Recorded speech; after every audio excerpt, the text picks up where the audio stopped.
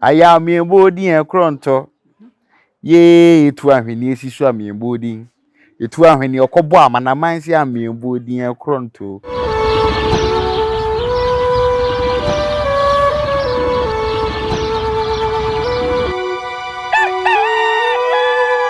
ya mamu nyina akwa abadum ba NYANSAPO kasamfonyini so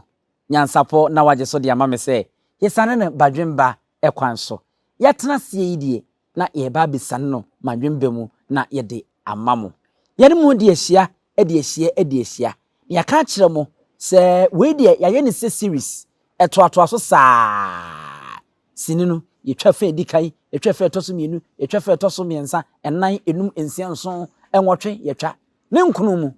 ena ye kwa akupi na afe yehu se enche na ebe awie yehu ba bia kela obewu a obekwa akoto ni nyina ya Asante adesua yehu Fekuo ahodo a obia ewumu ene na sekire yenko na ye na kwame enko ne yenkotoa enkobo no so opanyini ye mo akwa aba ebe NYANSAPO so ye mu na wumpom te sei se de mano den na me ready aye den dia na wa wonu me se obo ade de yenkwa asa ache biem jo obo ade de ne nkwa ache ni na no den dia yenso ye hoden e wo NYANSAPO so enne Fekuo ayedu so eye Ankobea Fekuo eno na yeba ba behwe na afi yesua eno nso eho ade ananoma ya na ye mofa ya munyi edwom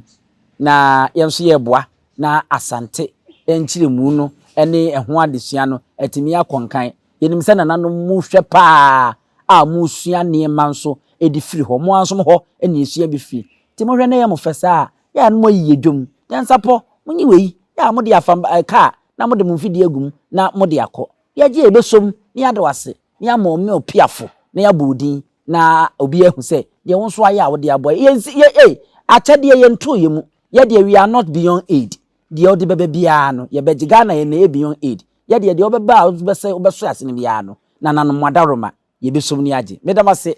na na odi kan ahya ase na oboaboa wo ho nana aja ye ko Ankobea Fekuo eze de bebe ya wo de abeduro ni o Ankobea edin na se kire ne sana na se kire te sei ni ebra edin ne honam ni bibia se saon ebra katachie poku are kosa na akwa mu friends ebimuro efa kire no bedi anyamra sem emu ni eto hye no so ne yi emu ni yedete Ankobea na sabre na yante Ankobea te se Fekuo o se kodwu penso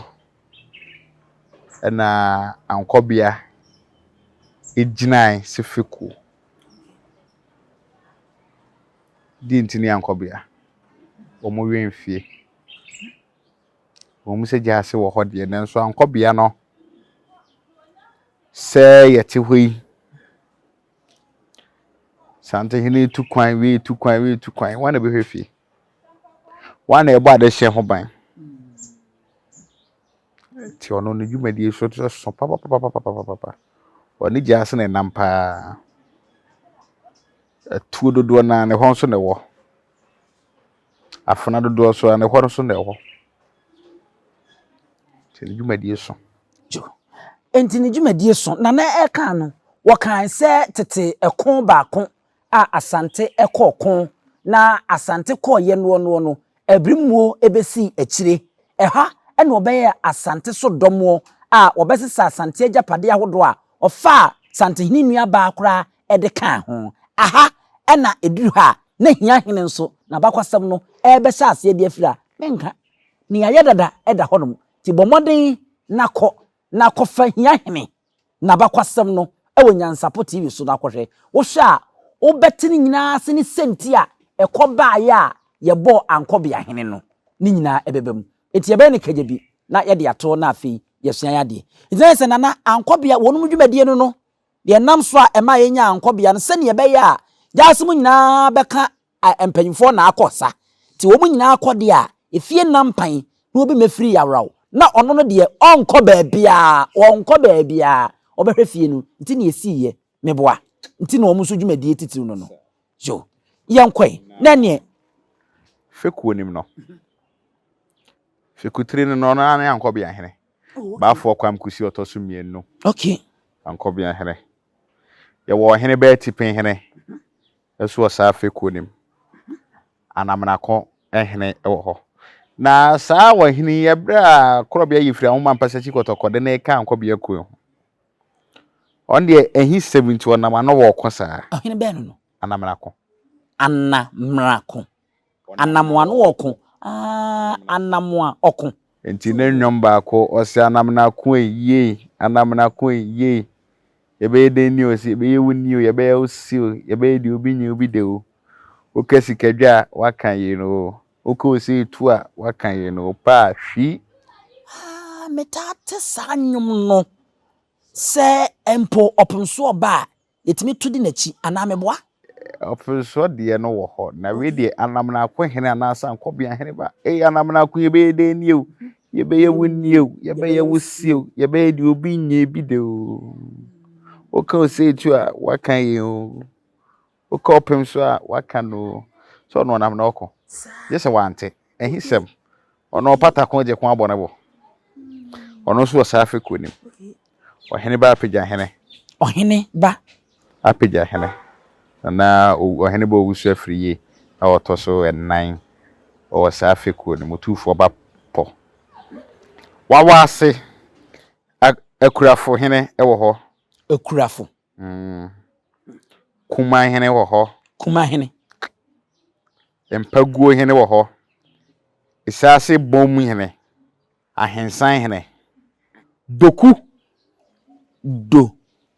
tufo doku hene etuo bi ewo ho ahwene ne bom tisante hene muta friends etuo ahwene siso a me modin aya me modin ekronto ye etuo ahwene siso a me modin etu ahwene okobo amanaman si amembo odin ekronto etu no de akobo amanaman aya miemodin ekronto etu ahwene siso aya miemodin etu ahwene okobo amanaman si amembo odin ekronto ye na nkwa akwa bodin ye boapa bodin ko aye ye mensiafo bodin ye boapa bodin ko aye aya membo odin o aye de yere nom na ya net yaw anyum na de aya no ya srene ya bundin kakra etua ahwene esiso ya miemodin otu ahwene de oba atoma ejapoma mi hu bi kura da oba no ye na efe na ejapoma na sinu toma yi ti no de boss so se etu no e be pede me nya hu picture bi kura nka me be kire ekire ye be se da ne ya yes sir ye wo anyinem hene wo ho anyinem de duakon hene wo ho atene akuampon de duakon hene wo ho atene akuampon ebi mu kan say atene akuampon no so ono kura odina sikadwa ho say twampe sa ene wo atene akotene enna nkrofo ta afra na atene hene prabon mo ahweba hene eno na symbol bi da so ani pade ne nsa ato ne yem Asante hene o Asante manjeme afana panyi ye wo nkra wo hene tachimenti ya hene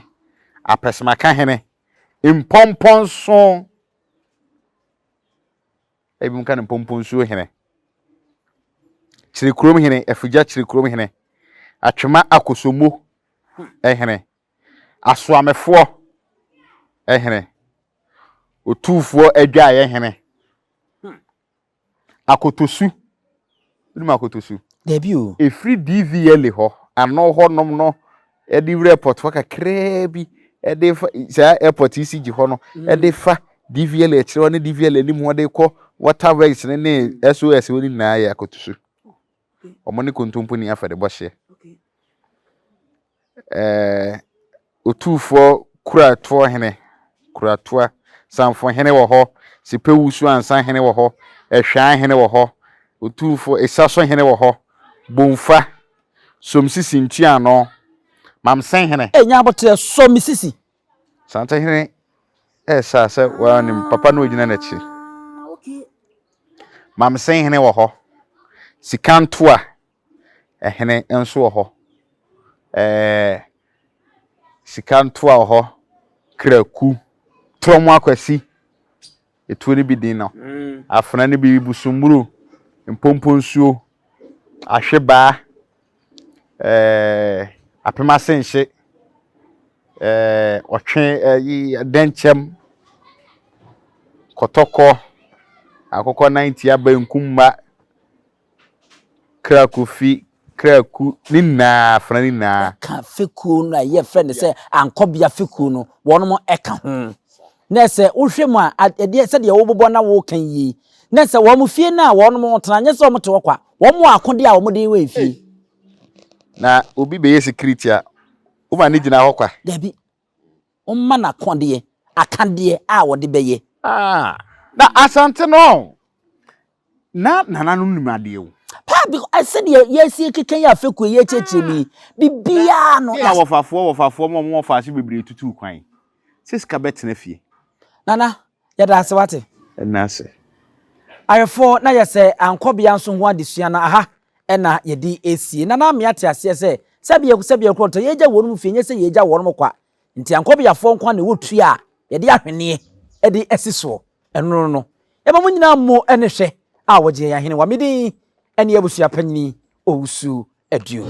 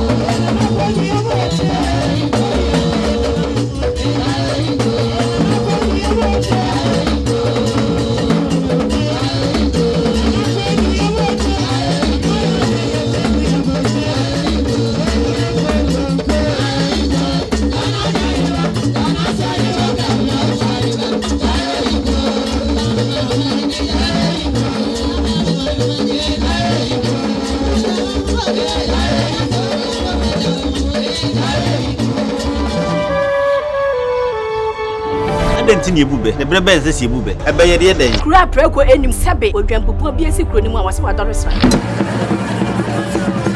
tanyini wantena fie ema aseduamfo blani pie frimantam bahin se pin enye nkwande wa na yesotro no wa ansa na odi asebe fita na no makodi ebrensi am wa otua ne nsem mojabumo ni hu duanani wie klaman wo ye sofo kra wonye yie bi tontonte ye no sane ya fa NYANSAPO abone ntaka na mane yakese na ntakra abone de fanyinam kwatere kwa mada woro ma ntoma ye fe ni din de sei ni din de Obama akola wa no so pese utrimu usuma ense bratam Tefafam ne honhon hia na America sa Sabe ka ya twa ni mu nyame nai ebu afa so enye de ya twa ni mu twa nyame sebedi akone be kwen bodi akyede na se kofi nro ni ya aben ntima nyina ni mu ampata na wo yade ya